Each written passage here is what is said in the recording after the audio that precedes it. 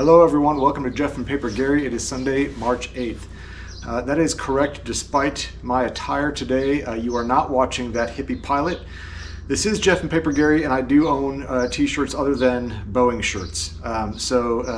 This is also one of my favorite shirts. If it's not a Boeing shirt, you're probably going to see me in Grateful Dead attire. Nothing wrong with that. But I didn't want you to be confused thinking you were watching that hippie pilot, which I don't know if you can confuse the two of us. He's certainly further along in his build than I am.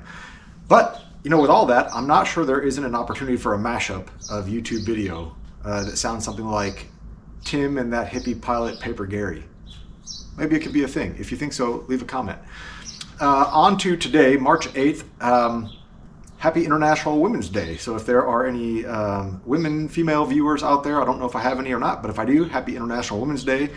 To all you married men out there, you can take that bit of knowledge, run to the gas station and get some of those fine flowers and bequeath them upon your wife, and don't let her know that it was I that told you so. She'll think you're very caring and very aware, and you can get away with that one and thank me later. So with that, we're going to go on with the rudder. I got up early this morning, primed some parts, and then had to do some yard work of some other things. So now I'm back after paint has dried, and we're going to get into the assembly of the rudder. My garage is in a worse for wear state. My daughter was out here doing some work this morning. I gave her the spare light box that I had because I wanted to see her in the garage working on something and doing some hands-on stuff. She aspires to be into the aviation industry, an aeronautical engineer, kind of like myself, and is going to Purdue University this summer for the Purdue University college classes for high school students. That's how that goes. So very proud of her. She is going to be taking some college classes on campus for a couple weeks this year, and then dreams of going into the same program that I graduated from many, many years ago. So looking forward to those days, although they're coming a little faster than I thought they would. So with that, let's get on to rudder buildup of the skeleton, some riveting, and maybe we'll even get a rudder done today. Who knows? So stay tuned. Let's see what we learn. Spoiler alert, we absolutely did not get a rudder done today.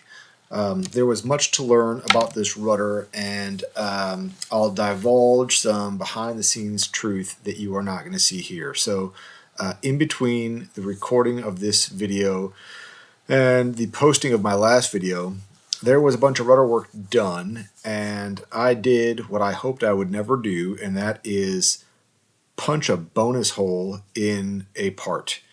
And that part happened to be the spar for my rudder. So I was dimpling and I was going through with the pneumatic squeezer, or hydraulics squeezer I guess it is, and part slipped. I wasn't careful, I was moving too fast, and boom, right through the spar, I punched a bonus hole. So that part for me meant it was scrap. Now, luckily, I had a spare spar sitting around, which is kind of humorous. It's amazing to me how many parts I have messed up and found out, oh, I've got a spare part sitting around here. And many of these are the laser cut part issue parts that I bought with my used kit, but were also replaced. And so I was using the new ones. Now, I inspected the spar, the rudder spar, and it was fine. There was no evidence of any damage from the laser cut holes or any discoloring or nothing to be worried about. I'm not really going to get into that. We've talked about laser cut part issues before. There's a ton of research on it. You can go do your own reading and go do your own decision making. I personally am okay with that so long as I don't see any discoloration or any concern there from some of those holes. So I went ahead and just grabbed the spare spar that I had and put it to use. Dimpled it, had to match drill some holes to get back into action, and primed it, and then got on our merry way here. So sorry for the poor camera angle here, right? My focus is certainly on building parts, not remembering always to move the camera. But this is riveting everything together. And the instructions on this thing, they're not terrible, but they're also not great. You just kind of have to go slow, watch the pictures, and make sure that you're paying attention to what you're doing. And so riveting for the most part went okay. There were a couple rivets that just didn't go quite as well as I'd liked, and we had to drill them out and put new ones in, but that's kind of par for the course. What I will say is if I was live streaming this, and you guys might see here in a little bit, you'll look at the work that I'm doing and you'll say, Jeff, doesn't it look like those nut plates are on the wrong side of your spar? And you would be absolutely correct.